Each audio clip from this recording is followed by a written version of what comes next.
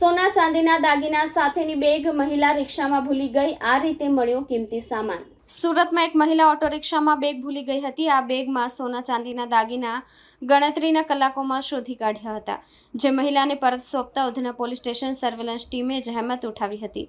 કવિતાબેન રવિન્દ્રભાઈ જગદેવ, ઉંમર વર્ષ 40, ધંધો ઘરકામ, રહેવાસી 196 સહજાનંદ સોસાયટી લિંબાયત, સુરતનાઓએ ઉધના પોલીસ સ્ટેશન ખાતે આવેલ અને બનાવ અંગેની હકીકત જણાવેલ કે તેઓ પોતાની બહેનને મળવા સારું નવસારી જવા માટે ગોડાદરા કઠી મહારાજ મંદિર પાસેથી ઓટો રિક્ષામાં બેસીને ઉધના બસ સ્ટેશન ખાતે ઉતરેલ અને ઓટો રિક્ષામાં પોતાનું બેગ ભૂલી ગયેલ, જે બેગમાં કપડાં તથા સોના ચાંદીના દાગીના જેની આશરે કિંમત રૂપિયા 4 લાખની મતાનું હોય, જે બેગ તેઓ ઓટો રિક્ષામાં ભૂલી ગયેલા હોય તેવી રજૂઆત કરી હતી।